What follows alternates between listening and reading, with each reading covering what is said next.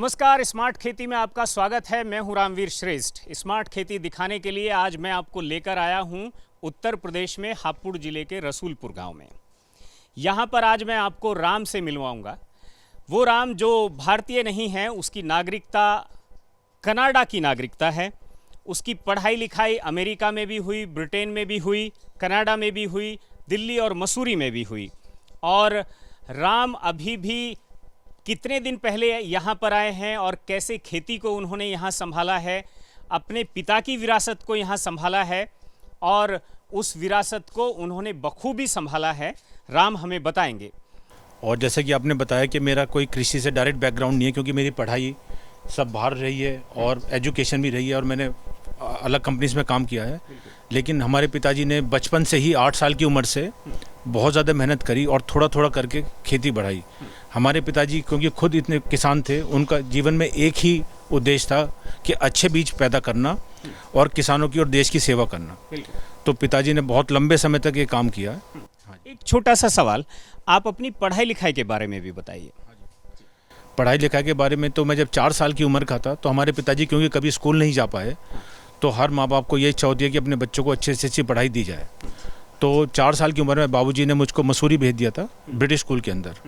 तो 10th class मैंने मसूरी में पढ़ी और 11th-12th में फिर दिल्ली में आ गया था, क्योंकि दिल्ली में ज़्यादा अपॉर्चुनिटीज़ होती हैं पढ़ाई लिखाई की। तो दिल्ली के famous school Delhi public school RK पुरम में मैंने 11th और 12th क्लास पढ़ाई करी। 12th करने के बाद फिर Shri Ram college of commerce SRCC से मैंने इकोनॉमिक्स ऑनर्स का कोर्स किया। इकोनॉमिक्स ऑनर्स करने के बाद बाबूजी का सपना था कि मेरा बच्चा बाहर पढ़े और अच्छी डिग्री पाए।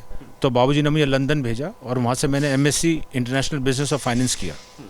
वहाँ थोड़े दिन नौकरी करी। उसके बाद बाबूजी ने कनाडा भेजा और कनाडा में जाके मैंने MBA किया मार्केटिंग के साथ। वहाँ पर कई साल तक काम किया, अलग अलग देशों में नौकरी करी। जैसे बाबूजी की उम्र बढ़ती गई, उनको ये था कि नौकरी अपनी जगह है, उन्होंने जो ये विरासत तैयार करी है उसमें आके देश की सेवा करी जाए और देश की सेवा के साथ अच्छे बीज बना के किसानों की सेवा करी जाए। क्योंकि हमारे पिताजी खुद इतने ज़मीन से जुड़े हैं, तो उन्होंने विदेश से वापस बुला लिया और 4-5 साल से मैं इस काम में थोड़ा थोड़ा करके जुड़ा हूँ। अब पिताजी का इस बार दुखवर्ष दुनिया से चले गए, तो उसके बाद से मैं ये काम 100% देख रहा हूँ जी। मलूक सिंह एक तरह से बीज उत्पादन के मामले में जो इंस्टीट्यूट हैं सारे के सारे एग्रीकल्चर के, सीड के, वहाँ उनको लोग एक तरह से बहुत फ्रेंडली तरीके से जानते और पहचानते हैं। उनके साथ मिलजुल करके इस काम को आगे बढ़ाया। अगर हम मटर की बात करें तो मटर के मामले में वो देश के पायनियर कहलाते हैं। मटर सीड की जो शुरुआत है वो एक तरह से इसी गांव से और मलूक सिंह जी के यहाँ से हुई। जो ये सारा सीड का काम है, इस सीड के काम में कितने लोग लगे हैं, कितना इसका टर्नओवर है और कितने एरिया में पूरे देश के अंदर जो मलूक सीड है, वो भारत की जो धरती है, कितनी धरती पर मलूक सीड उगाया जाता है?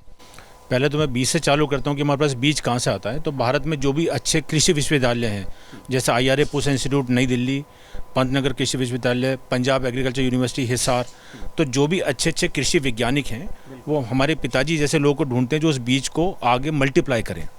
क्योंकि अगर वो बीज हमने बीज नहीं बनाया, सिर्फ फली तोड़ दिया, कुछ कर दिया, तो बीज की कीमत और मेहनत और भारत सरकार को बहुत बड़ा नुकसान है। लैब को लैंड की ज़रूरत होती है। हाँ जी, बिल्कुल। तो जो कृषि के ऊपर जो भारत सरकार इतना लाखों करोड़ रुपए खर्च कर रही है, तो वो हमारे पिताजी जैसे लोग उसको मल्टीप्लाई करके उसकी कीमत को एक्चुअल में उसकी बाइबल बनाते हैं। तो हम लोग सारे विश्वविद्यालय से अच्छे अच्छे बीज लाते हैं और हम उसको खुद पैदा करते हैं। तो हमारे अंदर जो सबसे बड़ा फ़र्क है, हम एक एक दाना सेल्फ प्रोड्यूस करते हैं, हम प्रोड्यूसर हैं। इसमें क्वालिटी मेंटेन बहुत अच्छा होता है। कितनी जगह जाता है, आई थिंक भारत में कम से कम 15-16 राज्यों में हमारा मटर, धान और गेहूँ का बीज जाता है और हर राज्य से दूर दूर से किसान यहाँ पर आते हैं, अपने सामने बीज देखते हैं, तैयार करके ले जाते हैं। तो कई हज़ार एकड़ ज़मीन में हमारे अलग अलग तरह के बीज लगते हैं। ये जो मलूक सीड है, जो एक तरह से पिछले 1 साल से तो पूरी तरह से आप उसे आगे बढ़ा ही रहे हैं, उसका टर्नओवर जो है अभी कितना है, कितने लोगों को उसमें रोजगार मिला है? सी रोज़गार यहाँ दो तरह का रोज़गार होता है। एक तो होता है सीजनल रोज़गार, जैसे अब खेती का काम चल रहा है, जैसे आप देख रहे हैं लेबर यहाँ बैठ के मटर चुग रही है, क्योंकि हमारी सारी जो बीज हैं मशीन से साफ़ करने के बाद हाथ से साफ़ होते हैं, तो हम किसी भी तरह का 1% चांस में नहीं सोचते कि क्वालिटी में कॉम्प्रोमाइज़ हो जाए, क्योंकि मशीन एक लेवल तक होता है और इंसान अलग है। तो इसमें हमारे पूरे साल में 200-250 तो आसपास के गाँव की जो लेडीज़ हैं हम उनको रोज़गार देते हैं। ये कई लोगों ने आके इस चीज़ को सराहा भी कि आप लोग देते हैं, क्योंकि इनको बुलाते हैं तो करीबन 200 से 250 तो लेडीज़ आती हैं, अलग अलग बीज में, आलू की अलग, गन्ने की अलग, मटर में अलग, और करीबन 20 से 25 जो हैं पुरुष काम करते हैं। कई लोग परमानेंट बेसिस हैं, परमानेंट बेसिस में तो 10 से 15 लोग हैं, लेकिन वो हर समय बदलते रहते हैं। तो ये बेरोजगार है। टर्नओवर की बात यह है कि वो कृषि ऐसी चीज़ है, हर साल उसका रेट बदलता रहता है। लेकिन एक औसत समझने की कोशिश करें। औसत तो ये 4-5 करोड़ के आसपास हमारा टर्नओवर रहता है। हम मटर की प्रोसेसिंग के बारे में एक बात करेंगे। यहाँ पर जो महिलाएं हैं ये क्या कर रही हैं और फिर उसकी शुरुआत कहाँ से होती है वो भी करेंगे। मटर का जो प्रोसेस होता है वो खेत से चालू होता है। हाँ। तो जब हम किसी चीज़ की क्वालिटी बनाते हैं तो वो कई स्टेजेस होती हैं, एकदम कभी भी क्वालिटी नहीं बन सकती है। पहली स्टेज होती है, जिस चीज़ को मैं बहुत हाईलाइट करना चाहता हूँ, कि जो हम बीज खेत में लगाते हैं उसका किसान की तरक्की में बहुत ज़्यादा बड़ा रोल है। क्योंकि हमारी सरकार भी, हर लोग कहता है कि कृषि किसान की प्रोग्रेस होनी चाहिए, उनकी आमदनी बढ़नी चाहिए। उस आमदनी, क्योंकि जो ज़मीन है खेती के लिए वो तो लिमिटेड है, वो बढ़ नहीं सकती है, और जैसे पीढ़ियाँ बढ़ती जा रही हैं, ज़मीन कम होती जा रही है। अच्छा बीज जब हम बोएंगे तो उस खेत में पैदावार अच्छी होती है और किसान को फ़ायदा होता है। तो क्वालिटी हम कैसे बनाते हैं, सबसे पहला कदम है जो हमारे पास बीज है, हम जो बेस्ट बीज हो सकता है वो हम किसान को देते हैं और अपने खेतों में लगाते हैं। जब खेत तैयार हो जाता है तो उसके बाद हम कहते हैं प्रोसेस रोगिंग। रोगिंग का मतलब होता है कि लड़के टीम जाती है खेत में, कोई एक्स्ट्रा पेड़ तो नहीं है, इससे प्योरिटी मेंटेन होती है। खेत के बाद बीज हमारे पास आता है और हम मशीन में उसको चलाते हैं। मशीन उसको कई अलग अलग तरह से साफ़ करती है। जो मशीन का सबसे फाइनल और प्योरेस्ट तरीका होता है वो आके हम यहाँ डालते हैं। मैं आपको दिखा दूं, यहाँ पर देखिए, आप देखेंगे ये तैयार सीड है या वेस्ट है? ये बिल्कुल तैयार सीड है। ये तैयार है और इसमें वेस्ट है ये एक तरह से। और जो वेस्ट सीड है ये भी अगर आप अपने खेत में बोएंगे तो ये 99% पैदा हो सकता है और पेड़ भी आएगा, लेकिन छोटी फली आएगी, दाना अच्छा नहीं होगा। तो कई लोग जिनको जानकारी नहीं होती वो यही बेच के इसी में अपना पैसा बना लेते हैं। हम लोग इसको वेस्ट मान के चलते हैं। तो जो हम लोग पैदा कर रहे हैं, ये वाले जो सीड है, इसमें एक एक दाने की प्योरिटी है। आप किसी भी खेत में देखेंगे सब पेड़ एक साथ दिखाई देंगे, एक साथ फली आएगी, तो इसमें हमने 1% भी मार्जिन ऑफ मिक्सिंग नहीं छोड़ा है। ये 100% प्योर सीड है। बिल्कुल। जो राम का कहना है वो ये है कि जो सीड ग्रोअर हैं वो सब के सब मशीन तक बात को पूरी कर देते हैं, लेकिन ये यहाँ पर मैनुअली इसे फिर एक एक दाना चुगवाते हैं और उसके बाद ये जो वेस्ट निकलता है उसको अलग करते हैं, और जो प्योर सीड होता है उस प्योर सीड को किसानों तक पहुँचाया जाता है, ज़मीन तक पहुँचाया जाता है। हम जाकर के अंदर देखेंगे और ये समझने की कोशिश करेंगे राम से कि सीड जब किसानों के यहाँ से बोरों में भरकर आता है ड्राई फॉर्म में, तो वो कैसे मशीन के अंदर वो फाइनली एक फाइनल प्रोडक्ट के तौर पर कैसे वो तैयार मिलता है। आइए हमारे साथ। राम, अगर हम इस गोडाउन की बात करें तो यहाँ पर मटर का ये सारा जो बीज आया है, तो यहाँ इस प्रोसेस को अगर हम समझने की शुरुआत करें कि ये स्टेप 1 है, स्टेप 2 है, स्टेप 3 है, तो कहाँ से शुरू करें? तो ये जो यहाँ पर मटर रखी हुई है ये सीधी खेत से उठ के आई हुई है। यही स्टेप 1 है? हाँ, ये स्टेप 1 है। जो खेत में जो बीज तैयार होता है वो हार्वेस्टर से निकलता है या थ्रेशर किसान करते हैं, उसको बोरी में पैक करके यहाँ पर आता है। मशीन में चलने से पहले इसको सूखा होना बहुत ज़रूरी है। कोई भी बीज अगर गीला है तो हम उसको कुछ समय ज़्यादातर उसको सुखाते हैं, और फिर ये बोरी में बीज आ गया है, इसको कहते हैं हम रॉ सीड। ये रॉ है, अभी प्रिपेयर्ड सीड नहीं है। यहाँ से उठ के ये स्टेज 1 आती है मशीन के अंदर। ओके। सारा बोरी खुल के यहाँ पर मशीन गिर जाता है दाना, तो यहाँ से ये बीज ऊपर उठेगा, इसको कहते हैं प्री क्लीनर, स्टेज नंबर 1। पहले क्लीन हो रहा है। पहले क्लीन हो रहा है। इसमें बीज की क्वालिटी नहीं बन रही है, जो धूल मिट्टी है, कूड़ा है या छोटे तिनके हैं वो इसको क्लीन करते हैं, इसको हम प्री क्लीनर कहते हैं। सब गंदगी बाहर चली जाती है।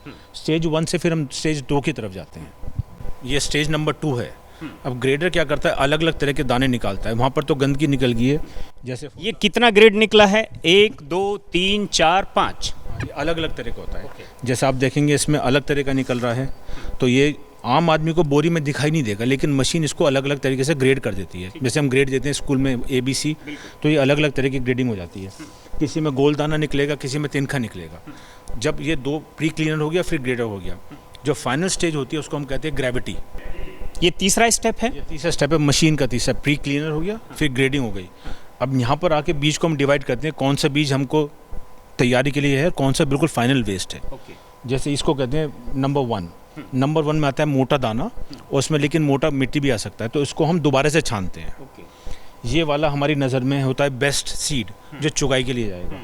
तो इसमें अगर आप देखेंगे, वो उधर मैंने आपको दिखाया था, उधर मिट्टी कूड़ा वगैरह था, यहाँ पर सब मिट्टी कूड़ा वगैरह सब खत्म हो गया है। बाहर जो गया है महिलाओं के पास फाइनल, वो ये गया। ओके। ये ज़्यादातर लोग इसको फाइनल सीड मानते हैं, क्योंकि 99.9% इसमें कोई भी मिक्सिंग नहीं। देखने में भी ये फाइनल ही लग रहा है। फाइनल है, तो इसमें आप जैसे मैंने आपको स्टार्टिंग में दिखाया था, धूल मिट्टी सब निकल गया और ख़राब दाना भी निकल। आपका ये कहना है कि 2% 3% दाना ऐसा है जो खराब है? इसमें भी खराब नहीं है, लेकिन वो बेस्ट नहीं है। सीड ठीक है और पैदा होगा, लेकिन कुछ दाने ऐसे ऐसे छोटे हो जाते हैं, पिचक जाएंगे, तो उनकी पैदावार कम आएगी। तो उस 1-2% के लिए हम फिर महिलाओं के पास डालते हैं। तो ये है बीज जो यहाँ रेडी होकर फिर महिलाओं के सामने जाएगा हाथ की चुगाई के लिए। हाँ जी। और इधर लास्ट में क्या निकल रहा है, इसको भी समझने के लिए, ये एक तरह से इस पूरी ग्रेडिंग प्रोसेस में ये लास्ट का प्रोसेस है, इसको हम समझने की कोशिश करेंगे। राम, ये क्या है? ये जो फाइनल स्टेज को भी हम 3-4 पार्ट में डिवाइड करते हैं। जैसे मैंने आपको बताया था, इधर वाला जो स्टेज है वो फाइनल है, और वो 1% अगर कोई चांस है तो लेबर उसको साफ़ कर देती है। इसमें अगर किसी दाने का साइज़ छोटा है या वेट कम है या पिचका हुआ है, तो उसको यहाँ निकाल देते हैं। उसको हम कहते हैं ग्रेविटी 4, जो अच्छा सीड नहीं है। ये भी फाइनल वेस्ट है? ये फाइनल वेस्ट है। फाइनल वेस्ट को हम अलग कर देते हैं। इसमें कभी कभी क्या हम देखते हैं, अगर इसमें ज़्यादा वेस्ट निकल रहा है तो हम इसको एक बार ट्राई करते हैं, कुछ अच्छा बीज निकल जाए, पर 99% ये हमारे लिए वेस्ट है। तो हमारे प्रोसेस में एक जो बहुत बड़ी चीज़ है, हम बहुत बड़ी मात्रा का बीज अपने मेन बीज से कम कर देते हैं, तो हमारे लिए प्रॉफिट मार्जिन हमारे इससे काफ़ी कम आ जाता है, लेकिन क्वालिटी बहुत अच्छी बनती है। एक आखिरी सवाल जो हम एक सीड ग्रेडिंग में बहुत ज़रूरी हो जाता है कि आपने यहाँ तक आप लेकर आ गए, आपके पास मटर की 6 वैरायटी कम से कम है, कोई वैरायटी आपस में मिक्स ना हो, एक भी दाना मिक्स ना हो, क्या आप इसकी कोई प्रिकॉशन लेते हैं? प्रिकॉशंस बहुत ज़्यादा लेते हैं, क्योंकि सारी मेहनत हमारी बेकार है अगर 2 वैरायटी एक साथ मिल जाए। क्योंकि मटर में भी क्या होता है, 55 दिन से लेकर 90 दिन तक अलग अलग समय की वैरायटी होती है, नस्ल ही खराब हो जाएगी सब कुछ। तो अगर हमने एक 90 दिन वाली वैरायटी और 60 दिन वाली वैरायटी का एक बोरी भी आपस में मिल गया, तो फिर एक खेत में क्या होगा, एक पेड़ छोटा होगा, एक पेड़ बड़ा होगा, जिसको कृषि में हम कहते हैं मिक्सिंग। और किसी भी बीज की बदनामी के लिए उससे बुरा कुछ नहीं हो सकता। कोई भी किसान यहाँ पर बीज खरीदने आता है, वो आंख बंद करके आता है। ऐसे भी बहुत किसान आते हैं जो कभी रेट ही नहीं पूछते हैं, कहते हैं जो बाबूजी का बीज है यही लेके जाना है। तो क्योंकि हमने कुछ एक प्रोसेस तैयार किया है, तो मिक्सिंग सबसे ख़राब चीज़ होती है। तो एक समय पे एक ही वैरायटी हम साफ़ करते हैं, ये है मेन चीज़। कितना भी ज़रूरी चीज़ हो, जब एक वैरायटी साफ़ हो जाएगी तो यहाँ से लेके वहाँ तक मशीन का एक एक दाना साफ़ होगा। आप ये कहने की कोशिश कर रहे हैं कि इस पूरे के पूरे गोडाउन के अंदर केवल एक वैरायटी का बीज है इस समय? एक समय पे, हाँ जी। यहाँ पर हम एक आखिरी बात ये भी समझने की कोशिश करेंगे, मटर का सीड आप कितना पैदा कर रहे हैं औसत? मटर का बीज हम वो साल पर साल डिपेंड करता है, पर हमारे ख्याल से 3 से 4 हज़ार कुंटल हम हाई क्वालिटी मटर का बीज पैदा करते हैं। ये हमने एक तरह से हमने पहले भी कहा कि सबसे पहले जो राम के पिता मलूक सिंह जी थे, जो 1 साल पहले नहीं रहे हम सब लोगों के बीच, उन्होंने 60 के दशक में मटर पर काम करना शुरू किया था। राम ने इस लेगेसी को 5 साल पहले संभाला है, संभाल रहे हैं, बढ़ा रहे हैं। और यहाँ पर उन्होंने एक प्रोटोकॉल भी हमें बताया कि इस पूरे के पूरे गोडाउन के अंदर एक समय में एक ही सीड है, उसी सीड पर यहाँ पर प्रोसेस होगा। इसके बाद वो महिलाओं के पास गया है और वहाँ से वो पैकेजिंग में चला जाएगा, वो भी हम आपको दिखा देंगे। और यहाँ पर ऐसे कई बीज हैं, धान का बीज यहाँ मिलेगा आपको, उसकी आपको 2-3 वैरायटी मिलेंगी, 2-3 वैरायटी आपको गेहूं की मिलेंगी। वो कौन कौन सी वैरायटी हैं, आइए देखते हैं।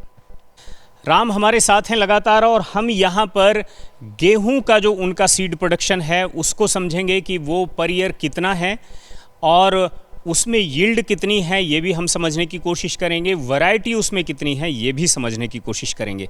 राम, बताएं हमारे दर्शकों को। गेहूं में हमारे पास 3 वैरायटी हैं। तो एक हम ये भी काम करते हैं कि जो भी नई वैरायटी भारत सरकार रिलीज़ करती है, हम हमेशा प्रयास करते हैं कि हमको शुरू में मिले वो और उसको अच्छा प्रोडक्शन करके दें। अभी गेहूं के अंदर जो लेटेस्ट वैरायटी चल रही है, इसका नाम है DBW 303। ये जो DBW 303 वैरायटी है, ये Indian wheat and barley centre Karnal के थ्रू है जी। और इंडियन गवर्नमेंट इस पर काफ़ी सख्त है। इसको पैदा करने के लिए आपको सरकार से MOU साइन करना पड़ेगा, एक कॉन्ट्रैक्ट है। वो कॉन्ट्रैक्ट साइन करने के बाद ही आपको इसका बीड़ा बीज मिल के आप इसको मल्टीप्लाई कर पा रहे हैं। इसकी खासियत ये है कि एक कई साल से बहुत हिट वैरायटी थी HD 2967। HD 2967 से भी इसका किसान लोग इसका जो उत्पादन है करीबन 10 से 15% ऊपर बता रहे हैं। और आज के दिन में ये DBW 303 की बहुत ज़्यादा मांग है और जितनी मांग है उतना बीज अभी उपलब्ध नहीं हो पा रहा है। धान का सीड पैदा करते हैं, धान की कौन कौन सी वैरायटी हैं हम उनसे जानेंगे और हर वैरायटी का जो है कितना उसकी यील्ड है, उत्पादन पर एकड़ कितना है, ये भी उनसे समझने की कोशिश करेंगे। जी राम। तो धान में एक्चुअली हम रखते तो 3-4 वैरायटी हैं, पर इस बार काफ़ी बरसात के कारण काफ़ी धान का नुकसान हुआ है।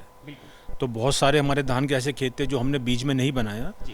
आज की तारीख में हमारे पास धान के सिर्फ 2 बीज हैं, एक तो PB 1692 और PB 1509।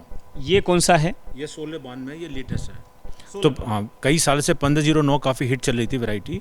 उसके बाद में जो नया वर्जन आया वो है 1692। इनमें मेन मुख्य फ़र्क है कि जो 1692 वो एक हफ्ता करीबन पहले आती है और मोटी मोटी जो इसकी यील्ड है वो 20 से 25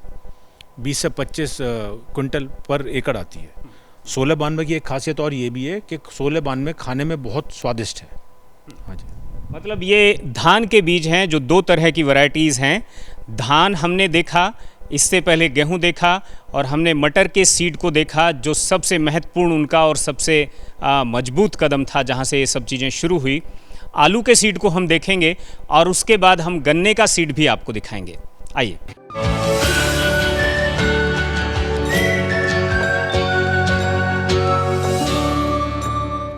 ये जो खेत आप देख रहे हैं, इन सब खेतों में जो मलूक सीड हैं उनके थ्रू यहाँ पर नया बीज तैयार करने के लिए यहाँ चिप्सोना 4 की सोइंग हुई है और ये बेड विधि से हुई है। अभी 4-5 साल पहले तक आप देखते थे कि एक गूल पर ही आलू बोया जाता था, लेकिन यहाँ पर ये इतना 3 फीट चौड़ा बेड है। यहाँ इस सिरे पर भी एक एक आलू जो है वो रखा गया है और उस सिरे पर भी एक एक आलू रखा गया है। ये जो वैरायटी है, राम हमें बताएंगे कि कितना बीज एक एकड़ में बोया जाता है, कितना उत्पादन यहाँ जो वैरायटी हैं उनके पास वो देती हैं और कुल मिलाकर जो प्रोडक्शन है उसका वो कितना है। जी।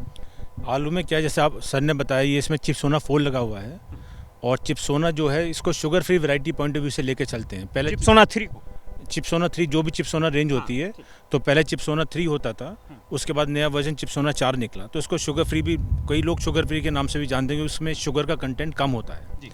इस बेड विधि का जो फ़ायदा होता है वो ये है कि एक आलू इधर है, तो दोनों आलू को अच्छी जगह मिल जाती है। अच्छी जगह मिलने से क्या होता है, उसका साइज़ अच्छा बनता है आलू का। दूसरी चीज़ इस विधि में ये होता है कि इसमें खरपतवार कम होती है, क्योंकि उधर से आलू बन रहा है, इधर से आलू बन रहा है और इसमें जो आप पेड़ जो है घेर लेते हैं, पेड़ घेर लेते हैं और खरपतवार कम होती है। प्लस इसमें जब हम पानी देते हैं तो उसकी भी कम मात्रा में ज़रूरत पड़ती है। कितनी वैरायटीज़ का उत्पादन आप कर रहे हैं और करवा रहे हैं? आलू में हमारे पास 4 से 5 वैरायटी हैं। चिप्सोना 1, चिप्सोना 3, चिप्सोना 4, संगम मोहन और फ्राई सोना। और इसमें मोटा मोटा क्या है कि 12 से 13 कुंटल पर एकड़ में बीज लगता है और करीबन 125 से 130 कुंटल इसमें बीज तैयार होता है। मतलब ये है कि जो बीज है उसका अपना महत्व है और वो सबसे बड़ा महत्व है। आपकी ज़मीन में भले ही कितनी ही ताकत सही, लेकिन अगर बीज का स्ट्रक्चर, बीज का जेनेटिक अगर अच्छा नहीं होगा, उसके अगर उसकी कोई ऐसी लेगेसी नहीं होगी, तो उत्पादन जो है वो नहीं होगा, उस पर असर निश्चित तौर पर पड़ेगा। इसलिए बीज से कहानी शुरू होती है।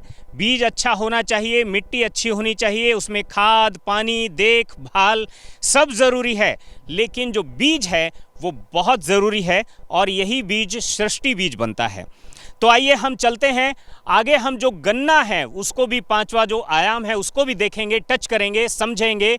लेकिन जो यहाँ पर इस सारी की सारी विरासत को संभालने में वो लोग जो राम के साथ में, उनकी जो राम की सेना है, ठीक है, उनके सेनापति हैं, सिपाही हैं, इन सब से भी आपकी भेंट कराएंगे और समझने की कोशिश करेंगे कि किस तरह से उन्होंने इस करीब करीब 60 साल के सफ़र को किस तरह से उन्होंने जिया है जो ये चल रहा है। आइए हमारे साथ। राम अपने इस सारे के सारे सीड के काम को जिस तरह से आगे बढ़ा रहे हैं, उसमें कुछ सेनापति हैं और बहुत सारी सेना भी है, उससे भी हम मिलवाएंगे। जो ऐसे लोग हैं जो उनके पिताजी के साथ 30-30 साल से जुड़े हैं, 20-20 साल से जुड़े हैं, ऐसे कुछ लोगों से मैं आपको मिलवा रहा हूं। मेरा अनुभव ये है कि बाबूजी मलूक सिंह ने हमें प्रोडक्शन करना सिखाया, प्रोडक्शन के क्षेत्र में हमें रखा। उन्होंने हमें सिखाया कि कैसे अच्छा सीड बनाए और कैसे इसकी क्वालिटी बने। तो मेरा मेन रोल रहता है फील्ड में रहना और अच्छे अच्छे बीजों का उत्पादन कराना। मैं बाबूजी के पास 17 साल से आया हुआ हूँ, लेकिन बाबूजी मुझे बीज ला के देते हैं गन्ने का, आलू का, गेहूं का, धान का, लेकिन उसको तैयार मैं ही कराता हूँ। और मैंने इतनी पैदावार दिलवाई है इन्हें का इसका जवाब भी नहीं। और जी मैं उनके साथ बचपन से रहता हूँ, छोटेपन से ही। उसके बाद मैं पढ़ लिख के जो उसके बाद में फिर बाबूजी कहने लगे मेरे पास ही आ जा, तब मैं 93 से उनके पास ही लग गया है। तो उन्होंने मुझे काम बताते थे कि भाई ये प्लांटों को ऐसे चलाना है, प्लांटों को ऐसे चलाना है। मैं सीखते सीखते सीख गया। जितनी भी मशीनें हैं सब मैं ही चलाता हूँ, और जितनी भी ये ग्रेविटी हैं, जैसे उसको सेटिंग करना, वो करना कि इसमें छलना कौन सा लगना है, कितना मोटा बीज है, कितना इसमें छलना निकलनी है, वो सब मैं ही करता था। सब मैं बिल्कुल, मतलब हर काम के माहिर लोग हैं, और केवल माहिर ही नहीं हैं, निष्ठा से 20-20, 30-30 साल से और 40 साल से भी लोग ये एक साथ लोग जुड़े हुए हैं और कोई उत्पादन कर रहा है, कोई मशीनरी को देख रहा है, कोई फील्ड ऑफिसर की तरह फील्ड में जा कर के वहाँ पर इन सारी चीज़ों को साकार कर रहा है, आकार दे रहा है।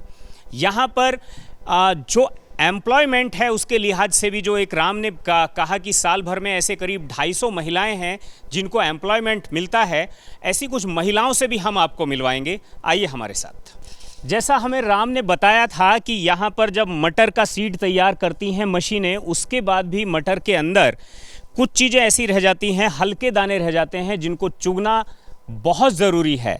और ये करीब कुल मटर का 2% है। अगर 100 किलो मटर है तो 2 किलो मटर का दाना जो है ऐसा हल्का निकलता है, और इस हल्के दाने को मशीन नहीं पहचान पाती, इसलिए मैन की ज़रूरत पड़ती है। और ये मैन पावर यहाँ पर है। आप सब लोगों की जो एक तरह से हम लीडर कह सकते हैं, टीम लीडर कह सकते हैं, हमारे बीच में है।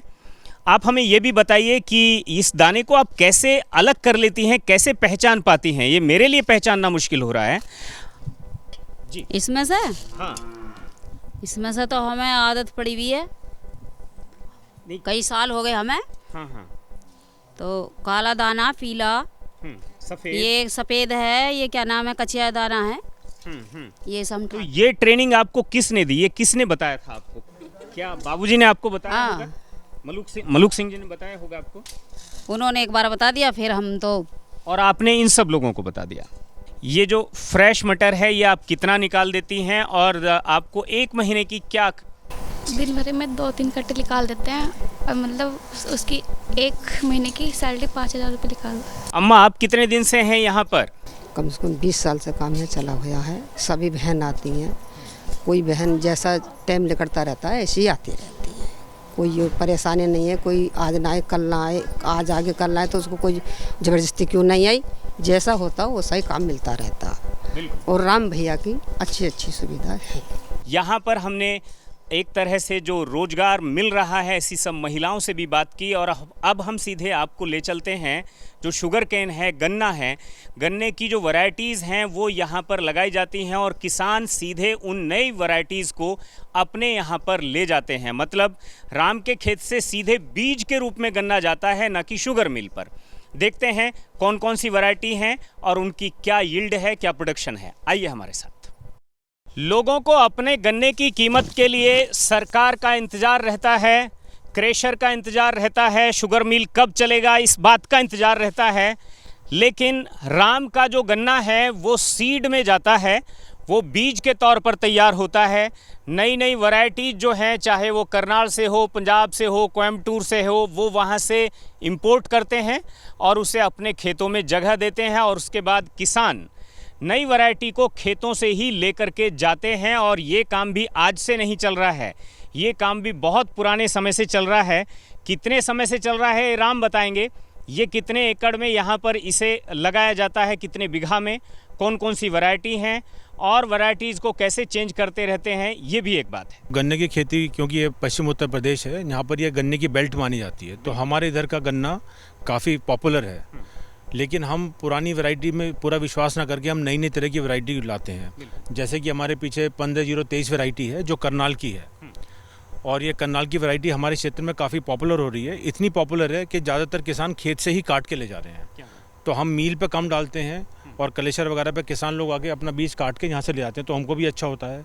इसकी पैदावार भी बहुत अच्छी है और इसकी ग्रोथ भी बहुत अच्छी है। आप पर क्विंटल जो है यहाँ सीड जो है बीज, वो कितने रुपए क्विंटल देते हैं?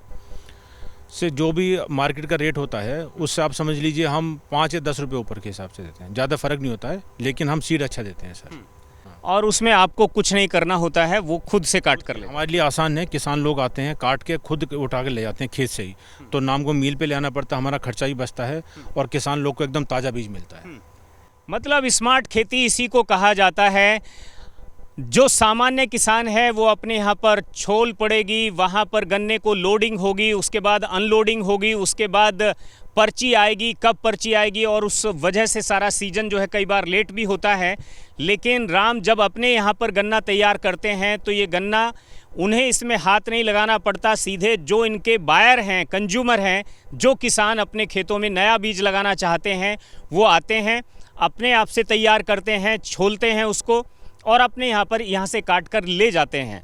और इस तरह से मिल पर ले जाने का खर्चा, उसको छुलवाने का खर्चा, ये सारे खर्चे बच जाते हैं। और इस तरह से स्मार्ट आइडिया के साथ स्मार्ट खेती को अंजाम दिया जाता है। अगर आपने भी इस तरह के स्मार्ट आइडियाज़ को अपने यहाँ पर एज ए फार्मर आपने अगर उन्हें इम्प्लीमेंट किया है, अप्लाई किया है, तो आप हमें ज़रूर बताइए। हम आएंगे और दुनिया को दिखाएंगे आपके यहाँ की स्मार्ट खेती।